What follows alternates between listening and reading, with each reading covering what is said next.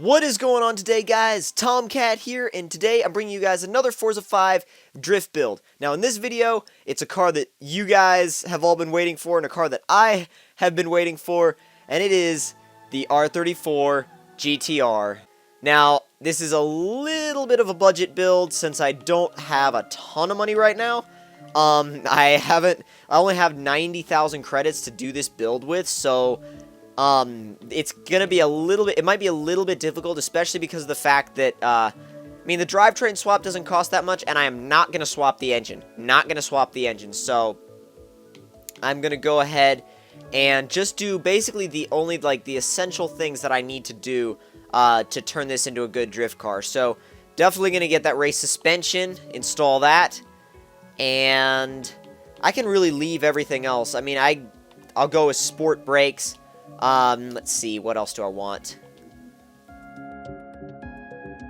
Now, for the drivetrain, really, honestly, all I need, really need, if we're talking about essentials here, I need a race diff, and I need a race gearbox.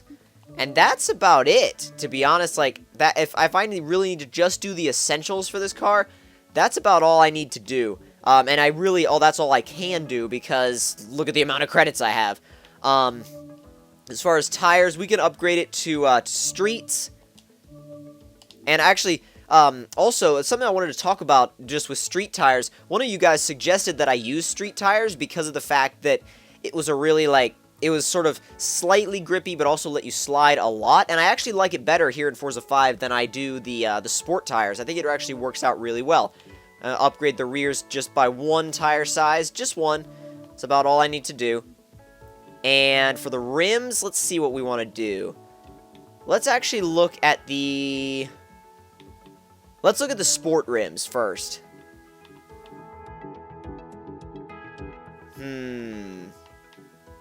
Those look good. Those look good, too. Those actually look really good, too. I actually like those a lot. Yeah, I like those a lot, actually. Let's go ahead and install these. And because this is a drift R34, we are going to be removing the rear wing. So let me go ahead and go and remove that. And I know that some drift R34s have, the huge, top secret wing and stuff.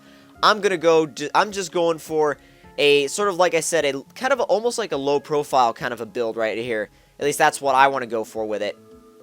And I feel like I should probably up the wheel size just a tiny little bit to 19s. Up from 18s to 19s. I think 19s are a really good size for this car and for this this wheel choice as well. It's not too big. It doesn't look crazy. It doesn't look weird. But it's still a good size for this build, at least in my opinion. Now, let me go ahead and look through the body kits. See if there's anything I want. Nah. I like the Nismo bumper. I like the top secret bumper, too. I'm gonna go with the Nismo bumper, actually. I like the Nismo bumper quite a lot. Or quite a bit. Let's see, the rear bumper. I like the stock one a lot. To be honest, I really do like the stock one a lot. But you know what? Let's go full Nismo. Let's go full Nismo with this car. And now, onto the power. Now, we always want that race intake.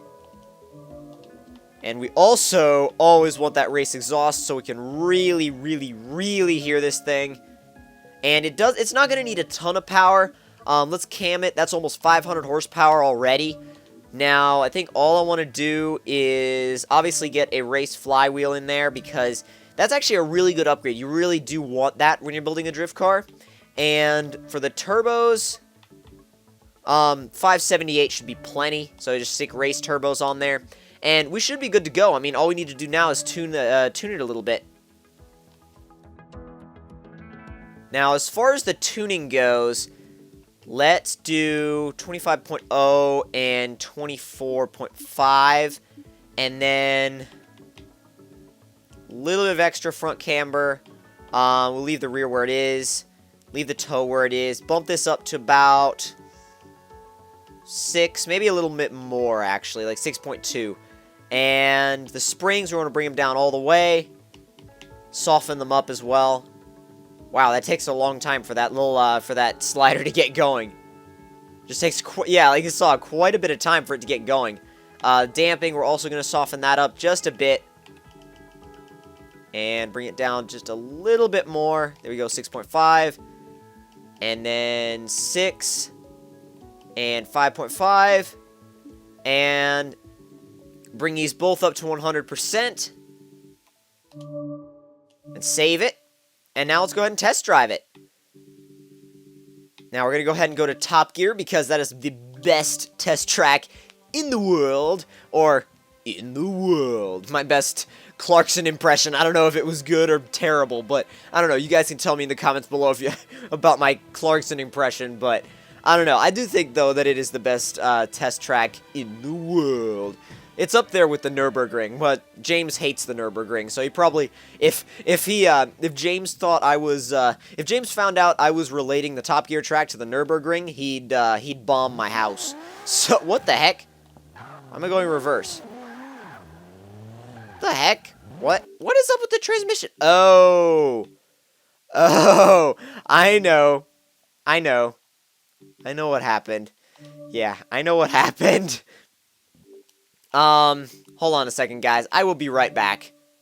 Alright, guys, so I'm back, and basically what happened was the gearbox, I had completely forgotten. The gearbox was set to automatic mode because one of my friends was over at my house, and he rarely plays racing games, so I had to set the gearbox to automatic for him, and I completely forgot to change it back, so that's why the gearbox was going all crazy.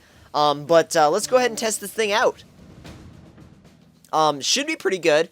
Should be pretty good. I mean, the R34 has always been a really good drift car, really good platform to build on. Always has been. If Forza 3, Forza 4, always been a good platform to build on, at least in my opinion. So let's see what we can do here. Kicking it out a little bit. Alright, and kick it sideways. Not a bad start. Uh-oh, that's a little wide. Oh, not bad, not bad. Transition it a little bit. Keep the combo going. Yes. That's what you really want to do back there, is you really want to keep your combo going. If you keep your combo going, then you're good. Oh, wow. I completely stalled it out. But yeah, if you want to keep your combo going, then you'll definitely be able to get a lot higher of a score through not only the first corner, but also Chicago as well. All right, slowing down for the hammerhead. Down a second. Kick it out.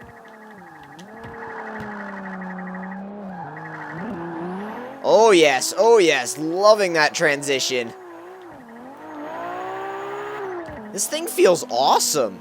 It really, really does. The horsepower feels like pretty much the perfect amount for this car. Oh, that's a lot of speed. But we can bring it back. Yes. Oh, yes. That was really good, actually. Pretty decent score for that corner. I'm impressed. This thing has really impressed me, guys. It really, really has. Oop. Uh-oh. There we go. Oop. Dang it. I stopped the drift again. Need to stop stopping my combo throughout some of those corners. But, I mean, overall, though, this thing is doing really well, in my opinion. I love this thing. I mean, it feels balanced. It feels stable. It's very, very responsive. It does what you want it to do. It's a really, really responsive car. I mean, that's the biggest thing I notice about this thing is its responsiveness. It's really, really just on point all the time. It's a very focused car.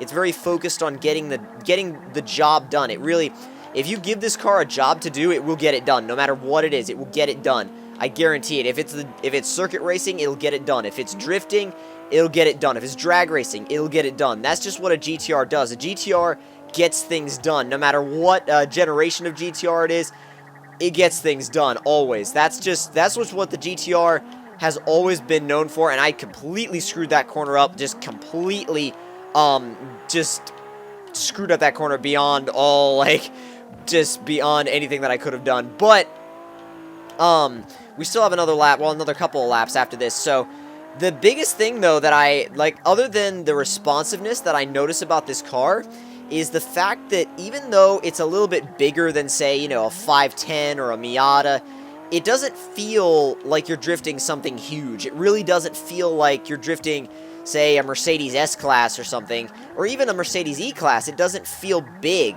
It just feels like the size of an average car. It doesn't. Oh, wow! I cannot believe I actually kept those points. It actually let me keep those points. I went really far off the track, but it let me keep those points. That's not bad at all. But yeah, it doesn't feel big, and I was actually expecting it to feel, well, not expecting it to, but I was a little bit worried that it was going to feel just big, and I'm pleasantly surprised because it doesn't. The only thing that I would maybe change is maybe mess with the gear ratios a tiny bit, but as they are, they're really good, and they respond really well to this amount of horsepower as well. There's not much else that you really need to do with this car, to be honest. I mean, if you guys want a really nice, really well-balanced and smooth drift car, build yourself one of these. Copy my setup, build yourself one of these, because it works well. It's great. It really is a great car. Great drift car. Great for both beginners and advanced drifters. Really effective. I really, really, really like it. I really, really genuinely like it. So, again, if you guys enjoyed this build, don't forget to leave me a like. Tell me in the comment section down below what you thought of it. And if you're new to my channel, don't forget to subscribe. And I will see you guys later.